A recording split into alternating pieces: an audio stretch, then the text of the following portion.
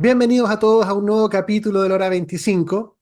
Seguimos con nuestro activismo por las comprensiones, porque sabemos que son las mejores comprensiones las que fundan las mejores decisiones, y en un mundo cada vez más complejo se requiere accionar hacia los aspectos esenciales, porque si no los buscamos activamente, se permanecen ocultos o en nichos muy pequeños, y el marketing y las tendencias del mundo a veces nos sobrepasan y eso uno no tiene que hacer nada y a uno lo inundan con eso, pero las cosas esenciales requieren un esfuerzo. Y en este cuarto capítulo del ciclo tenemos de invitado a Ignacio Fernández. Bienvenido, Ignacio. Hola Sebastián, un gusto. Ignacio en este momento está en España, así que tenemos una cierta diferencia horaria ahí. Entonces, primeramente agradecer por la posibilidad de encontrarnos, de conversar, de acceder también a poder participar de este ciclo, de este canal. Y primeramente pedirte si nos puedes contar un poco de ti para que la gente más o menos te sitúe en algún lugar del ser del Bien, mundo. muy bien. Bueno, agradecerte mucho, Sebastián, a felicitarte. Me encanta esto del activismo por las mejores comprensiones, para las mejores decisiones, lo encuentro notable. Yo, estudiante de la vida, curioso, padre de 5 hijos, de edades bien distintas, de 33 a 7, casado, profesionalmente de origen psicólogo, súper fanático de la música, de la lectura, soy súper lecturín y estudioso. Bueno, me encanta el fútbol, la Fórmula 1. Como me vine a vivir a España, del pádel, me puse a jugar pádel, así que estoy de lo más entretenido también. Y profesionalmente, 4 momentos. Al principio, ejecutivo de recursos humanos, el siglo pasado, Sebastián, ¿eh? Ejecutivo de recursos humanos de varias compañías. Luego renuncié, no era un mundo para mí. Me fui al mundo de la consultoría, del cual no he salido nunca. Luego me invitaron a ser parte del equipo fundador de la Escuela de Psicología de la Universidad Adolfo Ibáñez. Y ahí estuve 15 años, y ahí armé varios programas, pues el Diplomado en Felicidad Organizacional, donde nos conocimos, el Magíster en Habilidades Directivas, hice clases en un montón de partes, un programa, y empecé a escribir libros. Y yo, a ver, ya voy a hablar de los libros. Y renuncio el 2017 a la Adolfo Ibáñez porque por los libros, las charlas, viajé mucho, y ahí armamos Lead Institute, una academia de liderazgo, que es donde estoy hoy día. Yo estoy con eso y con la Casa del Sí Mismo. Entonces, Lead Institute, formación de líderes en una mirada súper de borde, y Casa del Sí Mismo, que es una escuela de conciencia. Y esas dos patas describen súper bien a qué me he dedicado en mi vida. Me he dedicado a la transformación, eh, y soy más conocido por la transformación organizacional, de líderes, equipos, bienestar organizacional. Ya a eso me dedico y en eso me gano la vida, voy a decirlo de esta manera, ¿ah? Y doy muchas charlas, talleres, pero también, y ahí tengo libros, ¿no? Felicidad organizacional, liderazgo efectivo para el alto desempeño, el año que viene se publica liderazgo redárquico, pero también tengo la otra pata en transformación personal. Y ahí escribí el 2011, GPS Interior, y ahora hace poco, hace 5 meses, publiqué La Senda del Despertar, y que tiene como foco el cómo y por qué desarrollar autoconocimiento y automaestría. Así que esos son mis dos sombreros: transformación de equipos y líderes y transformación de la conciencia individual. ¿Mm? Bueno, súper interesante porque yo también podría describirme más o menos en esas dos patitas, porque yo también de recursos humanos, gestión de capital humano, pero por otro lado también siempre muy curioso de los aspectos del ser, del desarrollo de la conciencia, del autodescubrimiento y todo eso. Así que vamos a ver si podemos ir ahí Súper. culebreando entre las dos cosas. Me gustaría partir la conversación indagando un poquitito, curioseando en la senda del despertar, que además tiene como su bajada de la Sí, automaestría. ¿Qué nos sí, pudieras contar de esa experiencia del libro y sobre todo de lo que te llamó a escribir ese libro también? sí. A ver, lo que me llamó a escribir el libro mm, fue durante la pandemia. Vi tanto sufrimiento, agotamiento, estrés, desestructuras, gente que no lograba conciliar la vida personal con la vida laboral, como dice Gonzalo Pérez, un psicólogo y astrólogo. Gonzalo dice: la pandemia fue un regalo en envase de desastre. Entonces, mucha gente se quedó con el envase de desastre y lo dramático, pero al fondo había un regalo, y el regalo pareciera que es autoconocimiento. Y algunas personas recibieron ese regalo y, voy a decir de esta manera, aceleramos o despertamos o aceleramos nuestra evolución, nuestro crecimiento, y otros y lo digo súper cuidadosamente, se rigidizaron en las concepciones previas. ¿M? Entonces, la senda del despertar nace como una necesidad íntima mía de intentar develar cuál es el patrón humano de lo dormido a lo despierto. El viaje que tenemos que hacer todos al final, ¿ah? En algún momento en esta vida o en otras. ¿Ah? Entonces, ese fue el chispazo, Sebastián. Me costó harto escribirlo, ¿ah? Porque es un libro que entra en cosas de espíritu. Yo hablo abiertamente de la dimensión espiritual, de la madurez espiritual, y yo no quería escribir hace años tan abiertamente de eso porque sé que hay gente que le gusta más lo fenomenológico, ¿se entiende? No le gusta la perspectiva metafísica. Pero bueno, al final del día yo he estudiado un montón de gente evolucionada, maestros, leo biografías, y al final puntos más, puntos menos, todos llegan a una concepción de lo superior, o de la vida, o de la energía de la existencia. Me da lo mismo como lo nombren, ¿te das cuenta? En ese sentido es súper interesante, por ejemplo, escuchar o leer a Humberto Maturana. Cuando Maturana le preguntaban, ¿usted cree en Dios? Maturana, muy fenomenológico, muy biólogo, decía, sabe, yo no sé si existe Dios, pero el cuerpo humano funciona perfecto, la naturaleza funciona perfecto, es un misterio, y ahí debe haber algo, ¿se entiende, no? Claro, yo podría mantenerme en eso, pero a mí me parece que hay un orden, una inteligencia superior que crea los planetas, la naturaleza. Yo siempre pongo este ejemplo medio simple. Juntemos a los genios más genios y va a ser imposible que alguien diseñe el cuerpo humano. Imposible. Ninguna mentalidad humana puede diseñarlo. Entonces, bueno, yo creo que ahí uno lo agarra como una cosa un poquito humilde, ¿no? Decir, parece que hay un algo superior. Bueno, eso fue lo que me movió a escribir La senda del despertar, como el describir la ruta del yo dormido al yo despierto, del yo tradicional al yo consciente. Eso es lo que me movió. Bueno, súper interesante porque ahí juntas dos mapas súper profundos, que uno es el autoconocimiento sin un trasfondo y luego el autoconocimiento con un trasfondo metafísico, que Por uno pudiera supuesto. también distinguirlos y ponerle límites, qué sé yo, pero yo también soy afín a esa mirada, creo que hay algo, ya no sé cómo Sí, se llama, ya no sé lo que es, ya pudiéramos conversar si es la propia armonía del universo lo que uno debiera entender como Dios, si son estas leyes que quién sabe quién las fundó, pero que hoy que han generado el universo, el planeta, la vida, el ser humano y que nos sí, llevan a- es asombroso, o sea, realmente sí. cuando uno se pone a Bueno, pensar esto, es decir, es, wow, es fascinante, o sea, si veníamos de una célula o hubo un Big Bang o qué pasó, pero pasó lo que tuvo que pasar para que hoy en día tú y yo estemos conversando. Y eso es eso. maravilloso, o sea, es una Sí. cuestión inimaginable en las Por eso posibilidades del infinito. Por eso yo sintonizo, vibro con lo que tú estás diciendo, por eso no me tropezaría en la palabra, ¿se entiende? Dios, me encanta como lo dijiste. Hay leyes naturales que uno abre los ojos y operan, punto, operan, funcionan. Pongan el nombre que quiere usted, de dónde viene, lo que tú estás diciendo. ¿Ah? Pero, pero, ah, pero hay leyes de sintonización, hay leyes de armonía, hay leyes de correspondencia, hay leyes amorosas. Y uno lo empieza a ver en distintos dominios, o sea. Entonces, está bien. ¿Ah? Si a alguno le queda lejos la concepción de hecho, yo a mí mismo no me digo diosa, no digo hay Dios arriba, digo, creo que hay una fuente energética inteligente que a mí me es imposible comprenderla, pero veo que opera, y veo que cuando yo me logro conectar con esa corriente de vida, y esa corriente de vida yo en mi caso la siento muy anclada en mi cuerpo, en mi corazón, y me sintonizo con eso, y suelto el control de lo humano como una cosa más egótica, ¿no? Ah, voy a planificar, voy a tener todo dominado. Cuando he hecho eso, que lo hice muchos años, y todavía lo hago en algunos dominios, pero voy de salida, cuando me permito en esta cosa que es tan fácil de decir, pero que es difícil de hacer, es como confiar, conectarse y confiar. Y como no empujes el río, ¿no?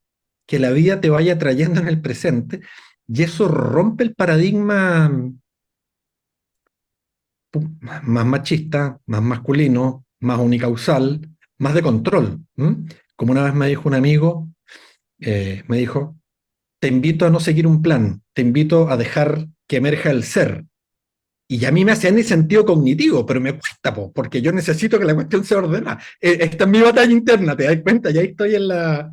Pero bueno, interesante lo que tú dices, porque tú también en tu transitar, Sebastián, estás trayendo esto, ¿no?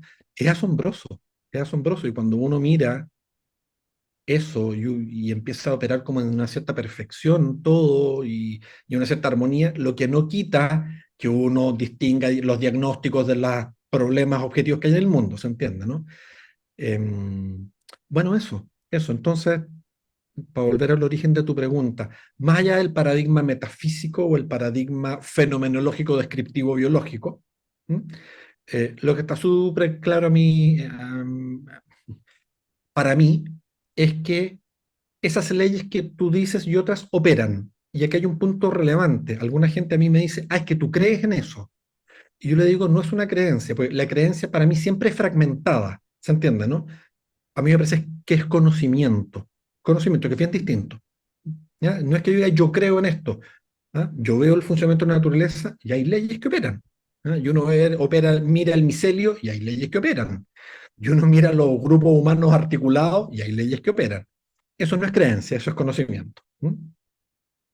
Bueno, dijiste hartas cosas que me parecen súper pertinentes a lo que es el camino del autoconocimiento, el autodescubrimiento, pero me gustaría aprovechar que yo sé que tú sabes sobre el harto del tema de confianza y me gustaría que te explayaras en la relación entre confianza espiritual y confianza egoica, porque Ah, yo siempre he dicho, claro, confía en ti mismo, sí, pero ese confiar en mí mismo a veces no es tan claro si estoy entregándole las riendas del caballo al ego o le estoy entregando las riendas del caballo a un ser más profundo, o en qué momento cabalgan los dos, o cuando uno y el otro. sí. Mira, lo voy a frasear como lo explico en el libro. ¿Ah? Yo en el libro explico que, o digo, que nacemos puros y naturales, lo digo así, y que como nacemos en una familia, en una cultura, en un país, tenemos que adaptarnos a esa cultura, tenemos que adquirir las costumbres y las tradiciones para pertenecer, para ser alguien, para que nos quieran.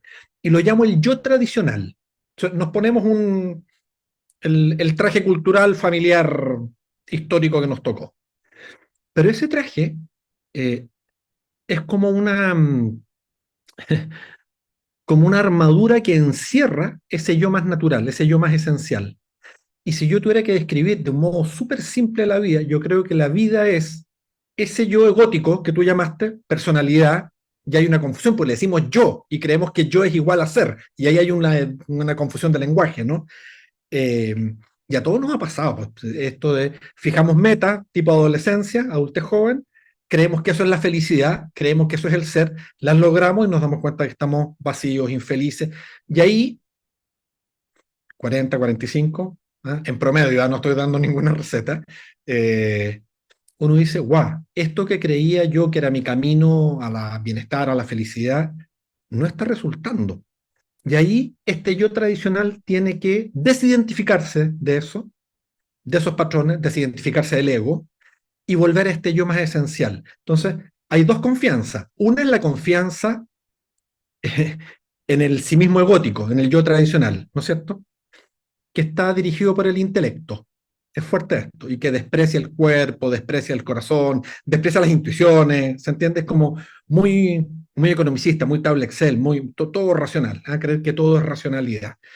Y claro, cuando uno empieza a darse cuenta que eso ha tenido algunas efectividades, pero muchas inefectividades, empieza muy dudosamente, con mucho temor, a empezar a hacerle caso a las sensaciones. Y empiezan a aparecer como chispazos, lo que yo llamo en el libro la llamada del GPS interior. Y esa llamada es, eh, Sebastián, Ignacio, cualquiera, eh, eres más de lo que estás haciendo. Eres más de lo que estás haciendo hoy. Y ahí hay un paso rudo, Sebastián, que yo en el libro lo llamo la lucha. Hay un capítulo bien intenso, porque uno lucha con las partes de sí mismo. Po. Y uno tiene una parte muy egótica, personalidad, yo tradicional, y esta parte intuitiva, que decimos, chuta, soy un ser en construcción, intuyo que tengo un cierto camino, voy hacia allá, pero estoy en un entremedio súper angustioso, ¿se entiende? ¿No? Y sé que tengo que dejar algunos patrones, y sé que tengo que dejar de ser, voy a inventar vanidoso, iracundo, narciso, cualquier cosa, pero es lo que he aprendido toda la vida, y ahí me agarro una cosa compasiva, han sido nuestros patrones de sobrevivencia, ¿te das cuenta? Entonces, estamos en un entremedio que es angustioso, que es súper angustioso, y Entonces, para volver a tu pregunta, la confianza egótica es la primera, ¿no? La confianza en creer que uno, el ser humano, es causa y referente. La mirada más antropocéntrica, ¿no? Que ha estado tan marcada los últimos años. Creer que todo está al servicio del ser humano, que eso es de un narcisismo cultural brutal. Versus esta otra mirada, que hoy usa una palabra de Rolando Toro, ¿ah? El creador de la biodanza, que habla del principio biocéntrico y dice la vida en el centro. Pero cualquier vida, no solo la nuestra. Y eso nos iguala con todos los seres humanos, con todos los seres sintientes. Entonces, cuando él dice, lo que hay que cuidar es la vida, y cuando uno entiende que adentro de uno hay un yo esencial, un ser que es distinto del yo previo, se abre un espacio de crecimiento. Y esa confianza es una confianza radical. Voy a usar este nombre, radical. Radical en el sentido de raíz, ¿no? De ser el que uno verdaderamente es. Y pasa lo que a mí me pasa conversando con mucha gente que está despertando, y es que tienen una certeza sentida de hacia dónde tienen que ir, que tienen que ser mejores personas, más saludables, moverse más por el propósito, dejar las apariencias, ponerse más sencillo, guardar un poco más de silencio. Estoy dando algunas ideas de un montón de gente que uno se va encontrando. Eh, y hay certeza de hacia dónde hay que ir, pero no hay certeza de los pasos siguientes. ¿Se entiende? ¿No? Y esa es la confusión. Entonces, hay una confianza súper radical en es para allá. O sea, sé el destino, pero no sé cómo son los siguientes 20 kilómetros. Y eso requiere mucho autoconocimiento, requiere, en mi opinión, prácticas cotidianas. ¿Eh? Las personas que han venido antes a tu programa han hablado de eso, ¿no? Ya hay práctica, ya hay meditación, hay cuánta práctica, que lo que hace es que nos conecta, en mi opinión, con la corriente de vida más grande, ¿no? Así lo veo, me alarga mi respuesta, pero así lo veo. No, lo único complejo de las respuestas largas es que dices muchas cosas importantes y después tengo que escoger cuál de ellas referirme. Pero eh, hay alguna que me... Mira, recuerdo lo del GPS interior, porque finalmente en esta lucha, en esta, entre comillas, hacer lo que yo sé que me ha resultado medianamente adaptativo, en la parte más egoica. Por otro lado, tener alguna intuición un poco general de que ya como que hay algo que se va notando un poquitito más de una insatisfacción, una tensión, un dolor, un sufrimiento. Bueno, ese aspecto puede adquirir muchas formas según cada uno, pero Sí, finalmente aparece la pregunta, bueno, y si no es esto, entonces ¿qué? Entonces, sí. ¿quién? Y ahí aparece, Mm, me parece muy pertinente el tema del GPS interior, de encontrar en esta como cuestionamiento existencial, como mm, querer sacarse una capa, ya como que ya no este traje ya no me está sirviendo para este periodo de la vida. Muchas gracias por toda la ayuda para que me ayudó a llegar hasta acá, pero empiezan a aparecer, bueno, entonces, ¿qué hago? ¿Dónde está la justa medida de cada cosa? ¿Para dónde voy? Aparecen temores.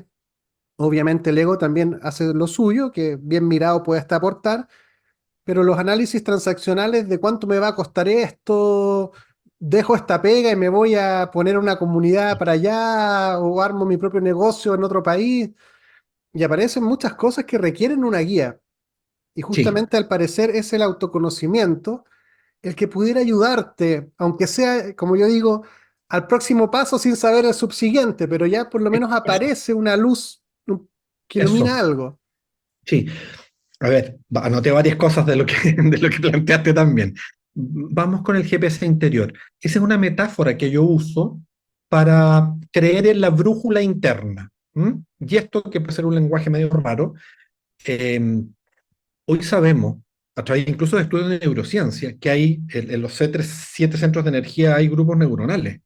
Entonces podemos perfectamente hablar de la inteligencia del corazón. ¿M? ¿Y qué es el GPS interior? Es confiar que esa corriente de vida que somos, esa corriente de vida, em, porta una sabiduría, una sabiduría que nos llega, que la tenemos, que está regalada, que la tenemos todos, pero el tema es que para que esa sabiduría se traslade a acción concreta, tenemos que acogerla, conectarnos, hacerle caso. Y yo, para eso, se me ocurrió esta metáfora del GPS interior. ¿Y qué es el GPS interior? Que es esta corriente de vía que tiene todas las cualidades posibles, es la que me va orientando. Y aquí pasa algo bien potente, Sebastián. Como tenemos una deriva súper racionalista, queremos que el GPS interior nos baje como un catálogo de instrucciones, nos manda un manual, ¿ah? De cortapalo, de qué hay que hacer. Y a mí esto me parece significativo. El GPS interior, para escucharlo, hay una tríada de conexión, que es la mente en silencio, el cuerpo centrado y las emociones tranquilas. Si uno no está en ese estado, no va a escuchar a su GPS interior. ¿Mm? Por eso, bienvenida a meditación, bienvenido yoga, bienvenido mindfulness, bienvenidas prácticas de respiración y otras que logren esto. Y aquí viene una idea también, y es que el GPS interior se manifiesta como sensación sentida. O sea, ¿cómo se expresa? Con sensaciones, con intuiciones. No se expresa con ideas. Entonces, una vía privilegiada para el autoconocimiento es aprender a entrenarnos, a sentir la sensación, ponerle nombre y preguntarnos cuál es el mensaje de sabiduría que nos trae. Entonces, la inteligencia del corazón, ¿qué hace? Hace eso, trae las señales y uno pone el intelecto secundariamente a servicio de eso. ¿Me explico? Se siente, ¿qué es esto? Y ahí me pongo a pensar, pero la señal, el disparador, el atractor, la sabiduría, está en la sensación sentida que mora en el corazón. Y yo a todo eso le llamo GPS interior. GPS interior. ¿Mm? Y aquí algo bien importante, dijiste algo, ¿eh? Cuando uno tiene estos como eurecas, yo los llamo micro despertares, ¿eh? Micro despertares. Pero conozco mucha gente que tiene un primer eureka y se siente iluminado y empieza a repartir, eh, a predicar como gurú. Son micro despertares. Uno sube, baja. Duerme, despierta. Micro despertares. Y, y en ese sentido, a mí me parece bien importante, y no sé si estáis de acuerdo, que el autoconocimiento es gradual. Es gradual. Es decir, porque hay gente que me dice, ya voy a vender todo y me voy a ir a una comunidad como tú dijiste. ¿Mm? Chuta, de a poco. Porque el yo previo, el ego previo, se tiene que ir acostumbrando. Si el ego previo percibe que va a haber un cambio muy radical, piensa o siente que se va a morir y va a hacer todo lo posible por mantenerte. Y nos va a rodear de los miedos. Si la herramienta del ego es el miedo. ¿Mm? Por eso yo creo que la transformación personal son pocas prácticas sostenidas en el tiempo. Y cuando a mí personas me piden mi ayuda o coaching, yo les digo de a poco, prueba de a poco. Es igual que en las empresas, disculpen lo ñoño. ¿Eh? No hago una transformación radical, no va a un cambio cultural, ¿para qué? Implemente una práctica en poquitos grupos, vea cómo funciona y testee. Si al final esto no es por fe en el sentido de créame, es prueba, prueba y ve cómo se va haciendo. Así que paso a paso. Y otra cosa que dijiste es el ego. ¿Ah? A mí me parece re interesante porque he leído muchas concepciones del ego como que fuera algo malo. ¿M? Y el ego nos permitió individuarnos. El ego nos hizo constituirnos. ¿M? Claro, ego igual yo tradicional. Entonces, claro, nos sirvió durante muchos años, pero ahora hay que trascenderlo e integrarlo. Me gustan esas dos palabras, trascenderlo e integrarlo. Y un ejemplo que me gusta, yo creo que el ego es como una mascota molestosa. ¿M? Siempre vaya a tener a la mascota molestosa al lado, siempre. De hecho, la tengo acá al lado y está con un juguete y quiere que se lo tire y que aquí está, justamente. Bueno, ahí está el ejemplo del ego. ¿Ah? Y está ahí molesta. Por lo tanto, al ego no hay que suprimirlo, cancelarlo, sepultarlo, matarlo, dejarlo ir, ninguna de esas cosas. Al ego hay que reconocerlo y hay que decir, mi ego es, y cada uno sabrá, voy a inventar, vanidoso, por decir cualquier cosa. Y hay que darle a ese ego vanidoso que está como un perrito, un gato molestando, darle lo justo de alimento para que se quede tranquilo. ¿Se entiende, no?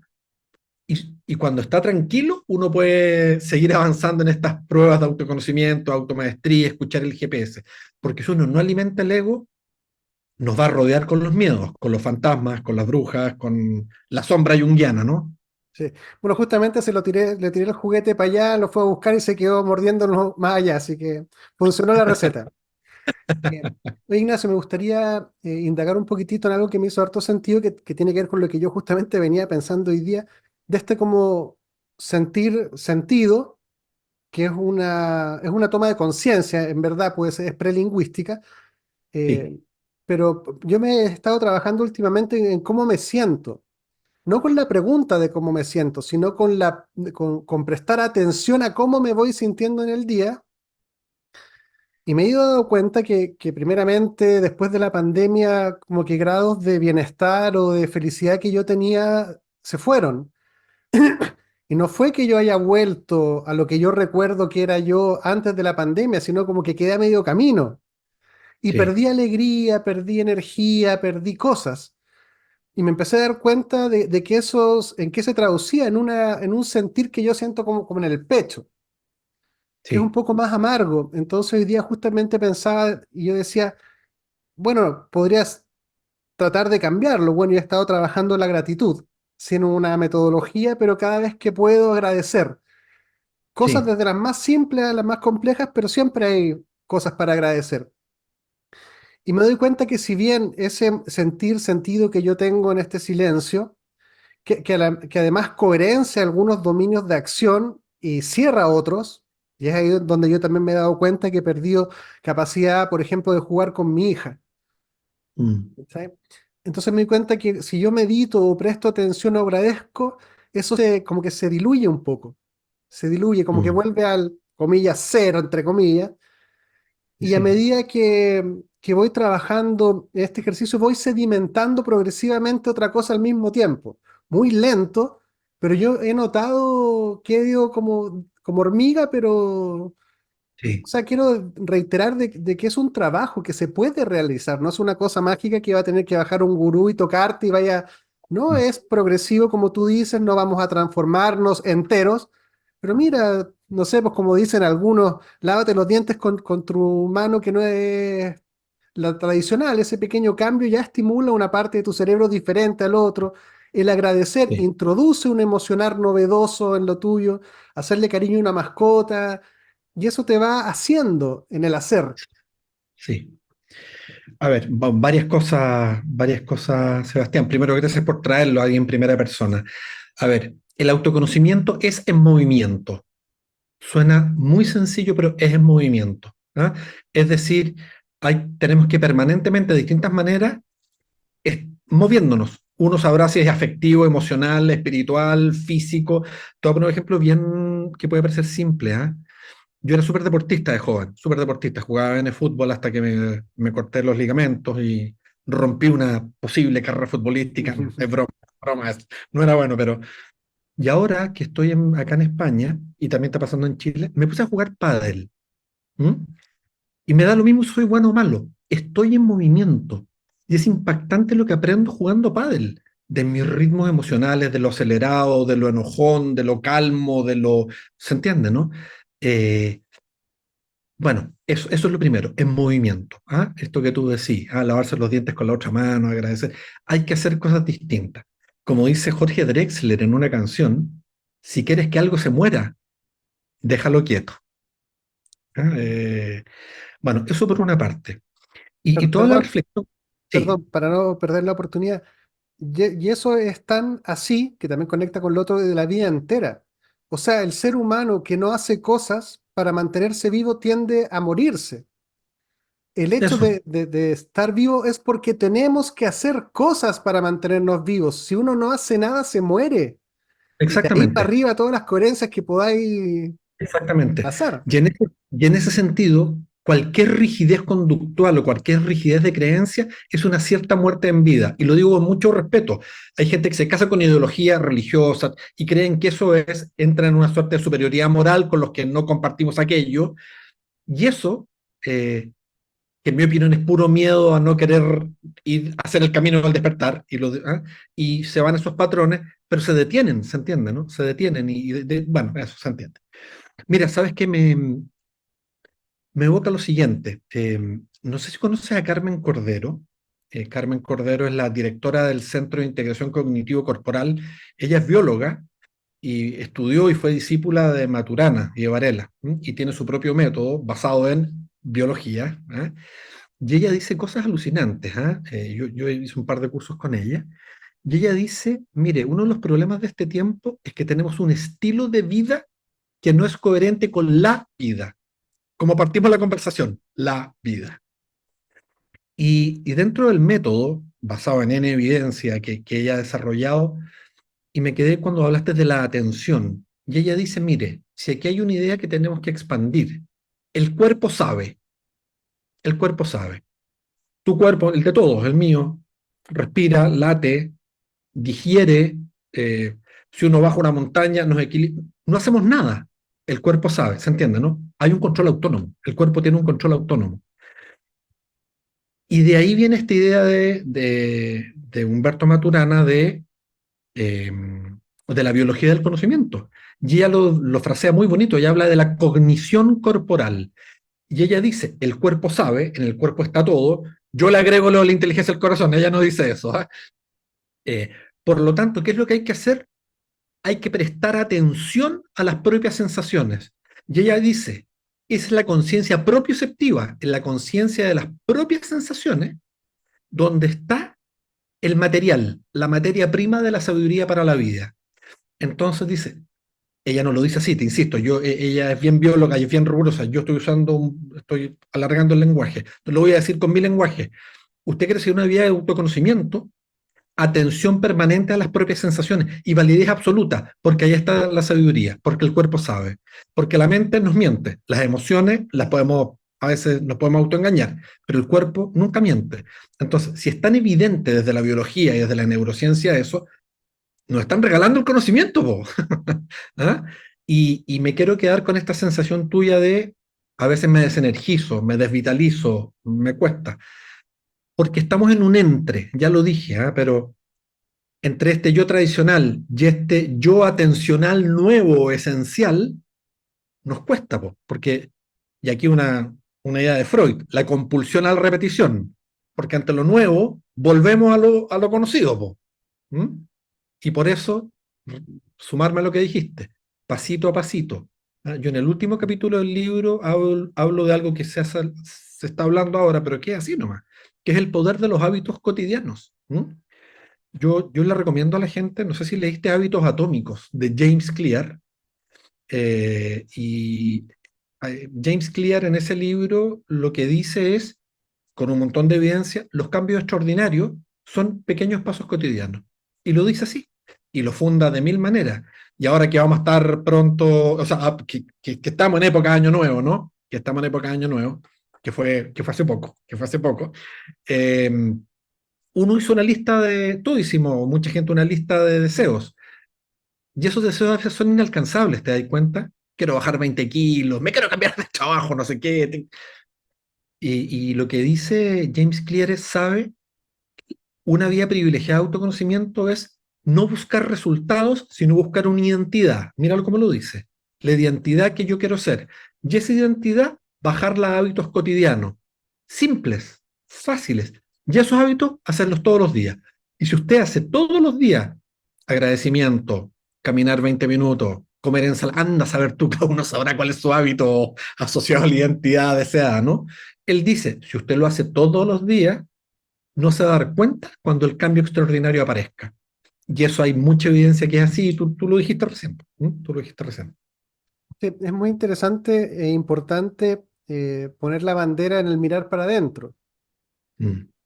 Yo siempre digo, yo creo que casi todos resuenan al llamado. Si uno le dice, te gustaría sentirte mejor, te gustaría ser feliz, más feliz, te gustaría desarrollarte, autoconocerte, qué sé yo, calibrar tu GPS interior, siempre o la mayoría de los casos hay una recepción positiva. Incluso uno mismo, quizás natural, pueda también sentir el llamado. Pero la pregunta es, sí, ya, pero ¿por dónde empiezo? ¿Cachai? Sí, Y sí, justamente es esto que tú señalas de, pero parta por prestar atención a la inteligencia corporal, que también se ha cuestionado mucho porque el enraizamiento neuronal llega hasta todos lados, que es una ilusión que la cosa se genera como por esta zona de la cabeza, quizá porque está asociado mucho lo visual a la creación y la representación, pero el cuerpo también piensa.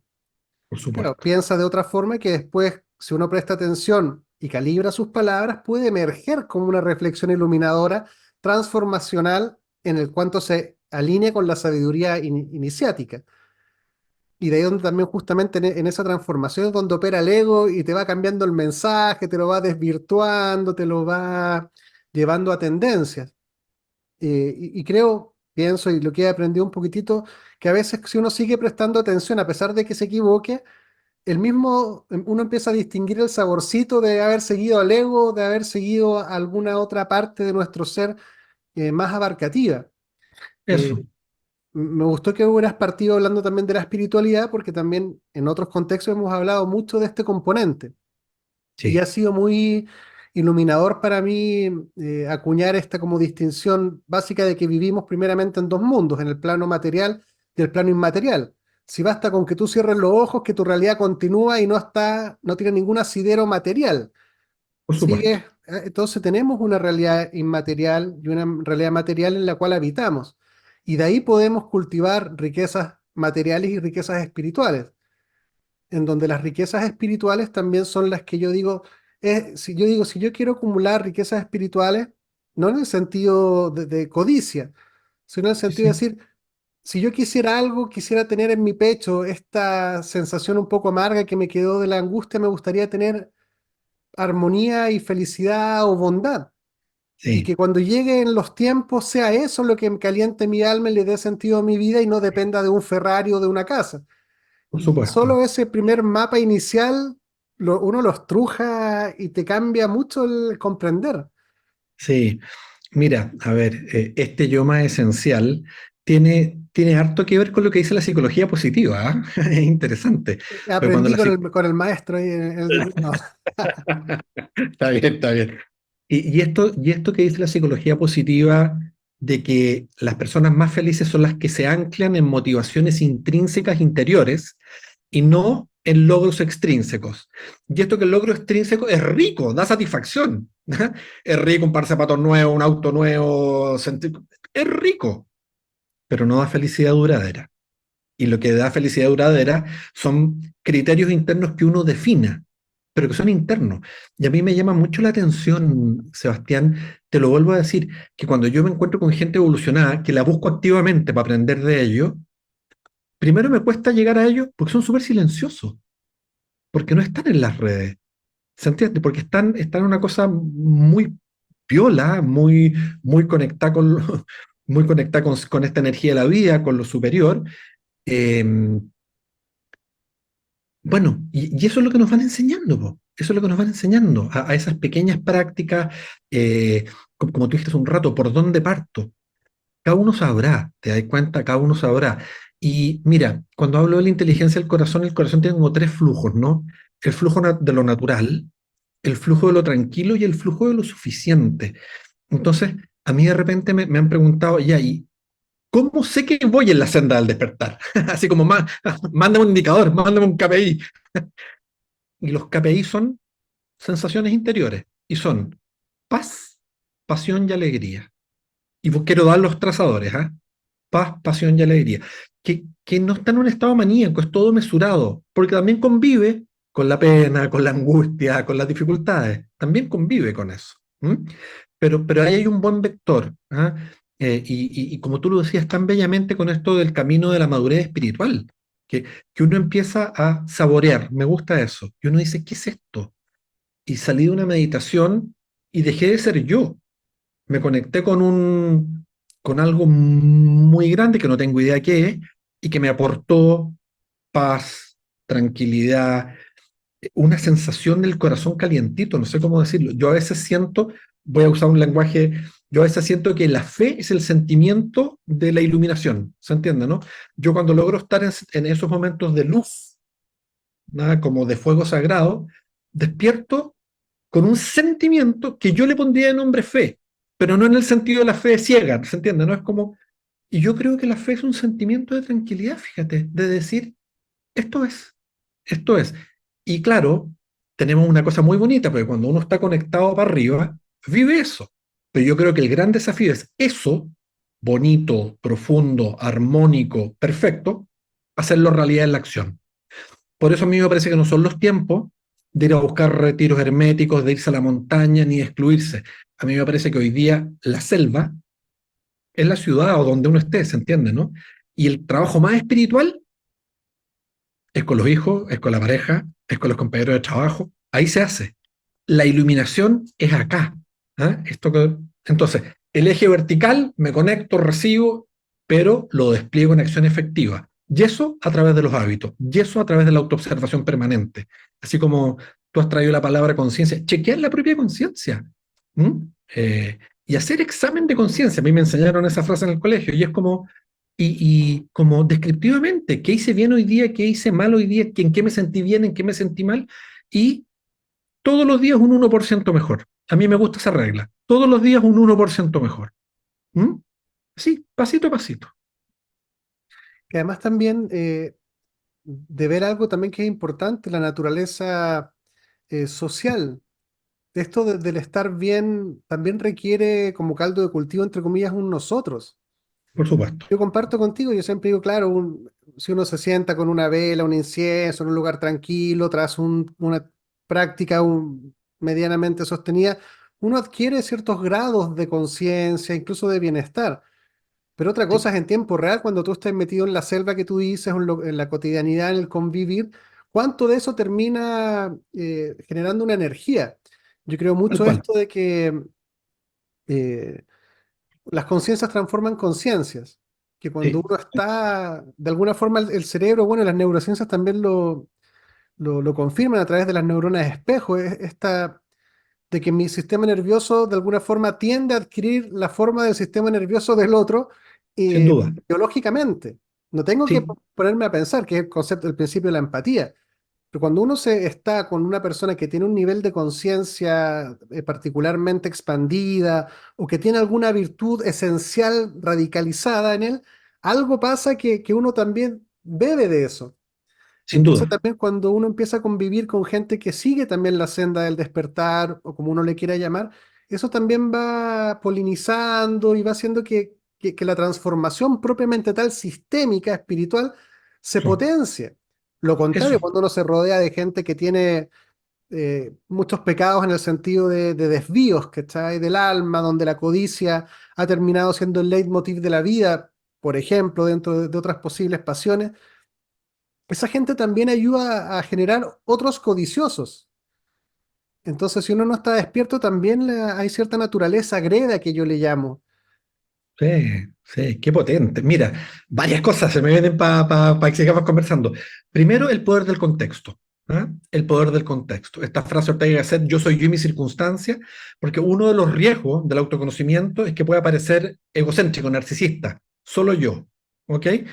Y lo que tú estás diciendo, po, o sea, cuando uno está en contextos de personas más despiertas, más evolucionadas, más sanas, uno se empieza a contagiar de aquello y de la energía que hay ahí. ¿M? Y aquí voy a usar este lenguaje nomás. Si las personas que empiezan a evolucionar empiezan a subir su nivel energético y empiezan a ampliar sus nociones de la vida y tienen atractores existenciales más pacíficos y más moderados, y esto opera por encaje energético, como tú decías. O sea, ¿ah? Si yo estoy operando en la rabia, voy a tender a juntarme con los rabiosos. Pero si empiezo a operar en la ponderación, me voy a empezar a juntar con los ponderados. Va a empezar a llegar sistémicamente. ¿Eh? Es recursivo, ¿no? Entonces, estoy con otros más de mejores niveles, más evolucionados que yo. Eso va a llegar a mí y yo recursivamente voy a empezar a irradiarlo y impactar en mis contextos. ¿Mm? Entonces, aquí hay algo súper interesante. La automaestría es solo. Puede parecer paradójico. ¿En qué sentido? Que nadie puede caminar por ti, nadie puede dar los pasos por ti.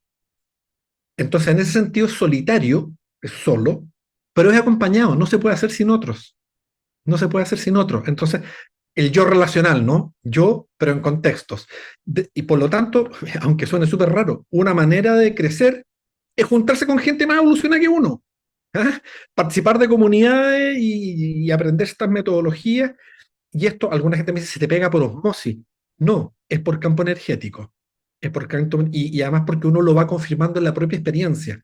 Vuelvo a decir, esto no es fe, esto es constatación.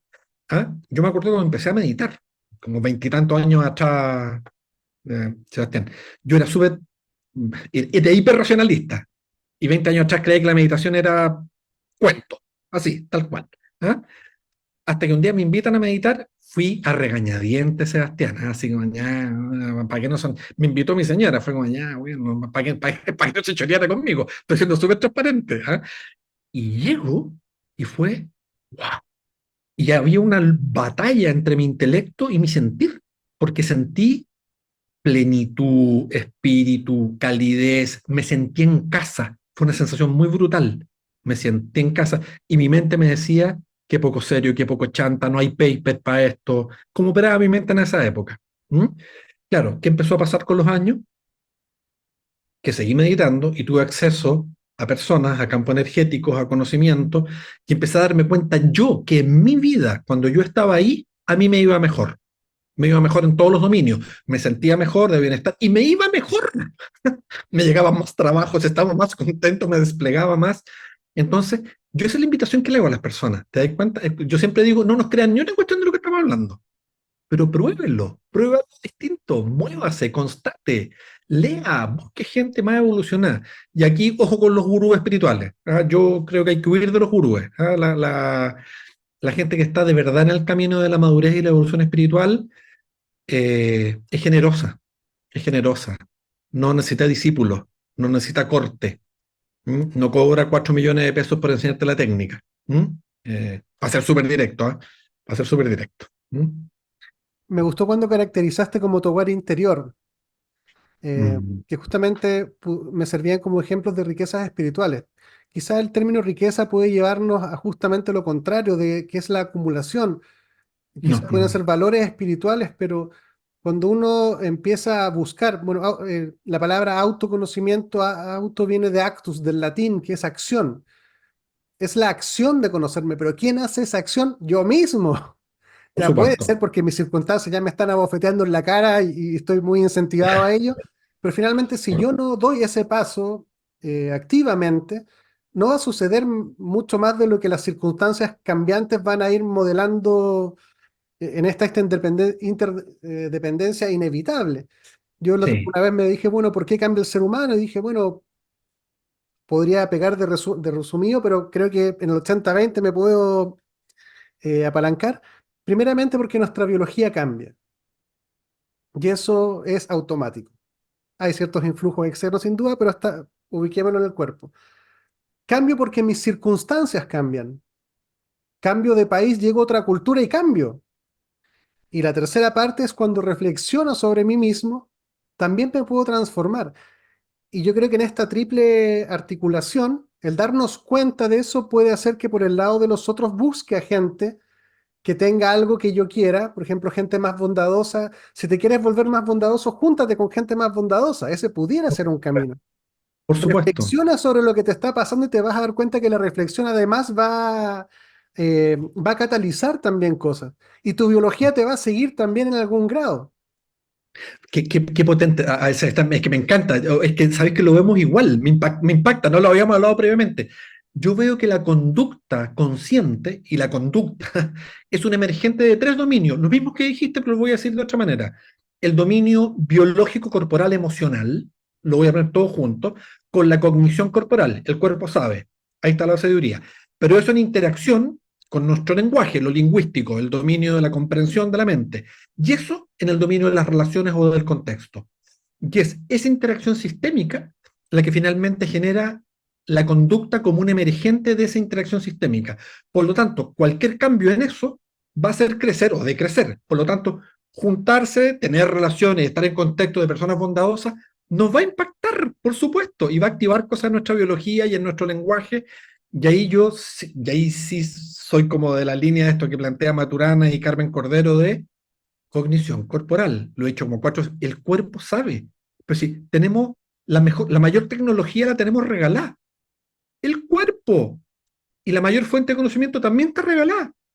La sensación sentida. Atención a las propias sensaciones. Entonces, puedo pecar de simplista, pero al final uno mira toda la evidencia y la evidencia científica, la evidencia sentida de gente que evoluciona espiritualmente y coincide, más allá de cómo se lo expliquen. ¿Te das cuenta? Sí, y recoger también de estos tres dominios que tú señalas, que justamente aparece lo espiritual como un aglutinador de todo.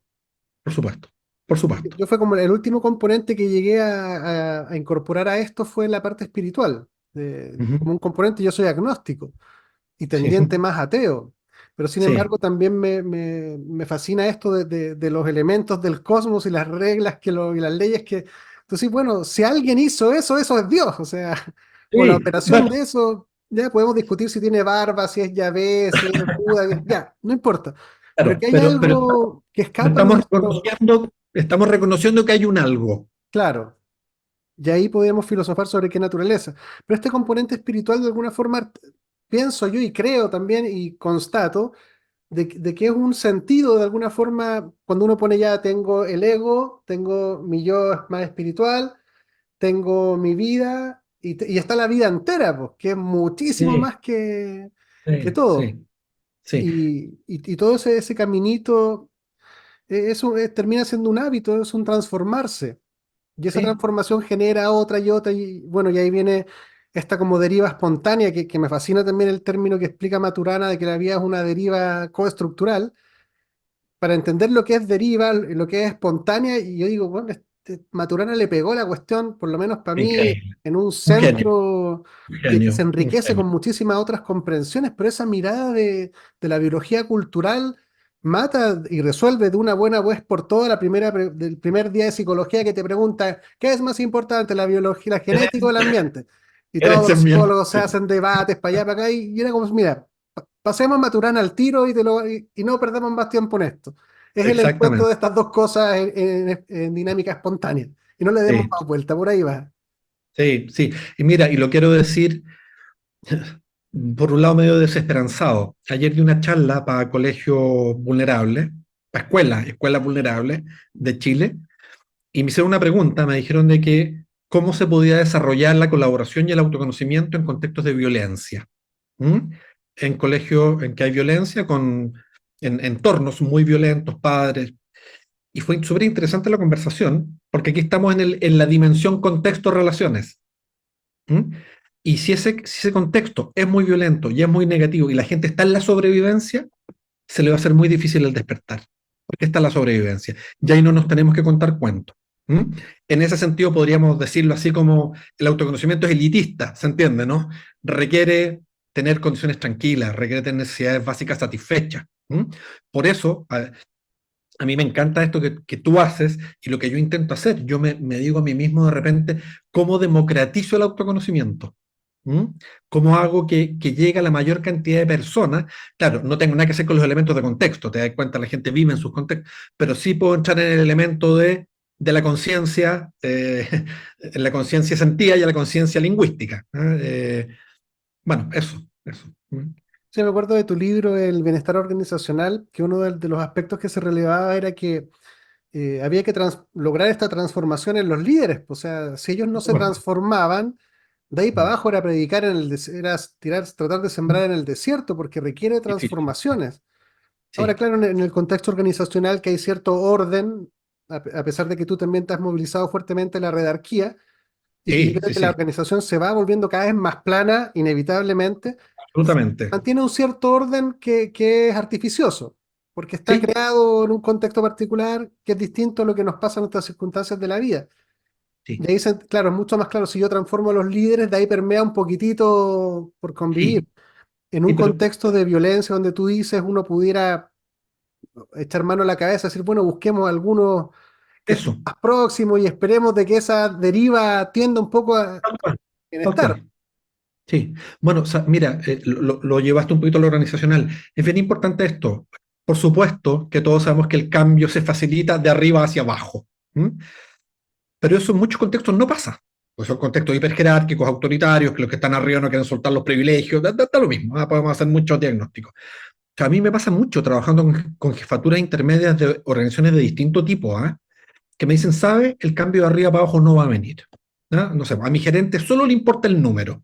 O a mi director de servicio es un apitutado político y no lo vamos a sacar de ninguna manera. Y te definen el contexto así. Entonces, viene inmediatamente como lo contrario. Es como, entonces, el cambio es de abajo para arriba. Le vamos a incendiar la pradera. Que la evidencia muestra que tampoco funciona mucho. Y la tercera dirección de cambio es de micro a macro, que es la que yo más estimulo. Y a mí me importa esto. Todo lo que nos están escuchando, todos tienen un territorio de impacto. Y yo creo que hay que hacerse la pregunta, ¿cuál es mi territorio de impacto? Personal, el mío, pero también tengo roles. A lo mejor soy papá, mamá, pareja, a lo mejor soy jefe, a lo mejor estoy en un equipo. Todos tenemos un territorio de impacto.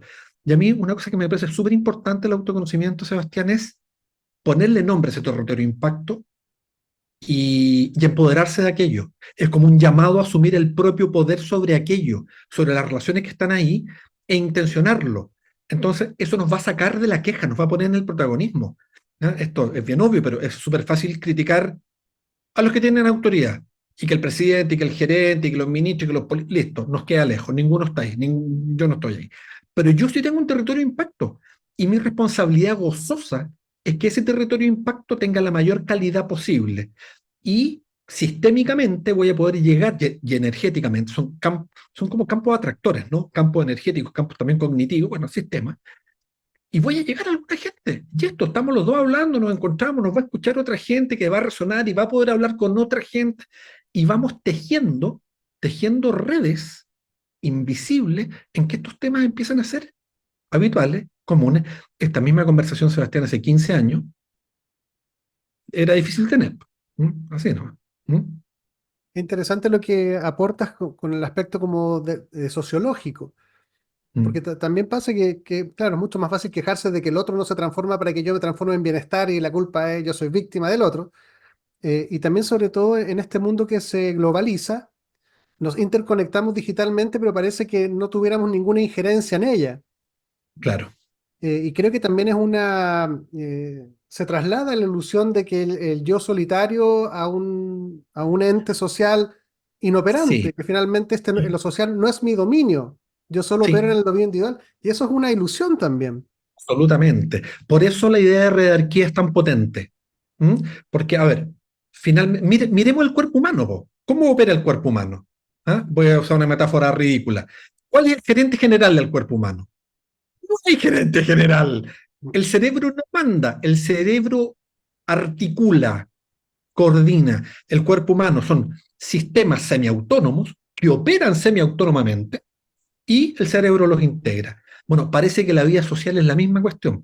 Sistemas semiautónomos que nos coordinamos. Por lo tanto, esto que el presidente mande y nos ilumine, no. Por eso yo hago siempre un llamado súper intenso a mi territorio de poder, también como en comunidades, ¿no? Y tengamos lógicas autónomas o semiautónomas y colaboremos con otros. Y mi grupo y el otro grupo y el poder de la red. ¿Cómo es mi red? ¿Cómo la articulo? ¿Con qué otras redes interactúo? Y intencionar los ecosistemas de red y los ecosistemas de colaboración. Y eso nos dota de poder, no en el sentido de poder, bueno, poder sí, poderes políticos, en el sentido de hacer que las cosas sucedan, no en el sentido del acceso Al privilegio, al abuso. malicioso, eso, al poder, ¿se entiende, no? Pero eso, y yo creo que estamos en un tiempo que no se está notando mucho, Sebastián, lo iremos viendo en los próximos años. Yo conozco muchos grupos que se van articulando, pequeñas comunidades en distintos dominios, ¿ah? En regeneración organizacional, cultural, agrícola, en estilos de vida, que empiezan a tener ciertas lógicas, y no son lógicas cerradas, no son lógicas narcisistas, no son lógicas iluminadas, ¿ok? Eh, Son grupos que entienden que tienen que establecer ecosistemas de redes con otros para bienes superiores, ¿no? Y yo creo que eso no sale mucho en los diarios, no sale mucho en la prensa, y yo empiezo a abrir los ojos y lo veo crecientemente desarrollado. ¿Mm? Sí, yo también coincido. Además, me hace mucho sentido porque yo la otra vez estaba divagando y decía, oye, debería existir un curso que se llamara así como es la vida, debiera ser lo social. Tú usas cuando haces este ejemplo de cómo opera el mismo organismo y cómo opera la ecología, cuando tú hablas de la vida plena, ahí hay leyes, ahí hay leyes, bueno, básicamente son leyes, derechamente leyes. Son Eso, tal cual. semiautónomas, se autorregulan, derivan coestructuralmente, pero pareciera que eso Poder, es como el poder equilibrio, distribuido, poder distribuido. ¿Mm? claro, que finalmente la palabra termina siendo un poco inadecuada cuando en la connotación que tú le estás dando, porque poder finalmente nos lleva mucho al yo tengo el poder de hacer que las cosas pasen a voluntad, tengo el No, no, no, poder. no, no, no, no. O sea, o digámoslo de otra manera, una toma de decisiones distribuida. ¿Mm? ¿Mm? Claro, y Toma que de es decisiones, interactiva, porque no es que como que mi brazo tome la decisión, por supuesto.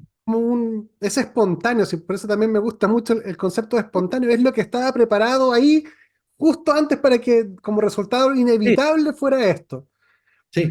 Es que si uno pudiera simplificarlo, es como, sigamos al cuerpo. individual y al cuerpo colectivo, si hubiera que ultra simplificarlo. Los orientales tienen un dicho, ellos anticiparon mucho los temas de las neurociencias en algunos casos, porque decía como, no hagas nada y el cuerpo se rectificará solo. Eso, Tiene mucho, parece súper sencillo, conecta con lo que tú dices, pero tiene que ver con que, ¿quién va a rectificar esto? ¿Mi cabeza, que probablemente lo echó a perder? ¿O el claro, fluir que viene de otro plano? claro. Es que la complejidad que hay atrás es lo que tú has dicho. Esto tiene un conjunto de leyes y ese conjunto de leyes hay que respetarlas. ¿Ah? Y cuando entra lo humano que no respeta, se corrompe, así, tal cual. ¿Mm? Claro, y quizá también nos permita llevar al tema de la confianza, porque claro, ¿la confianza en qué? Justamente en eso, en esa Exactamente, sabiduría, justamente ahí. exactamente. En el respeto a a esas leyes individuales, colectivas, está bien. Sí, Que, eso. que también nos lleva mucho al mundo de las paradojas, porque el lenguaje también nos va mostrando, como tú dices, mira, es un camino profundamente conectado pero solitario. A mí siempre Sí, me recuerdo este dicho popular que siempre viajo solo en las micros llenas, que claro. da Qué eso, buena. pero mucha paradoja, pero que se va limpiando, respondiendo cuando uno va subiendo de niveles. Sí, Creo que sí. espiritualmente en las últimas bastiones donde Eso. ya incluso las diadas se van en la espiritualidad, que hasta el bien y el mal terminan siendo parte de una misma cosa. Por eso la senda del despertar es desde la máxima fragmentación a la integración, a la unidad. ¿Mm? En las paradojas, en las polaridades, en las emociones. Oye, Ignacio, para ir cerrando, me gustaría regalarte unos minutitos para que nos redondees un poquitito el tema del autoconocimiento, Sí, quizá alguna práctica concreta, cotidiana que uno pueda ya, parta si quiere partir hoy día de la noche, haga esto. Algo que sí, aproxime a la gente. Yo creo que es necesario, pero no es fácil, está lleno de espejismo, el ego es un engañador profesional. Entonces, sí. una cosita, una práctica pequeña también, Sí, además de sí, sí, cerrar. es súper simple. Quiero decir que las prácticas hay que hacerlas todos los días, disculpen lo insistente. ¿Ah? Es como que cuando digo la corriente de vía es como que tuviéramos un enchufe cósmico disponible, pero no nos enchufamos. Así, tal cual, disculpa el ejemplo, pero o sea, hay que enchufarse. ¿Ah? Y para no darse ninguna vuelta, yo creo que una de las tecnologías más sencillas es la respiración. ¿Ah? Y a mí, bueno, está estudiado, a un montón de gente le sirve mucho cerrar los ojos, inspirar y inspirar luz blanca, así nomás, inspirar, yes, o luz dorada, me da lo mismo, pero una luz bonita. ¿Ah? ¿Ah? Por lo tanto, no es negra. ¿Ah? Inspirar, y en 4 momentos, inspiro, espero, me lleno, me cargo, me magnetizo, expiro, me saco, y en el cuarto momento, expando eso bueno a donde yo quiera, a otros, al mundo. Y es súper simple. Inspiro, me lleno, me magnetizo, saco, comparto. Eso, eso he hecho 5 minutos, nada más. Pruébenlo, pruébenlo.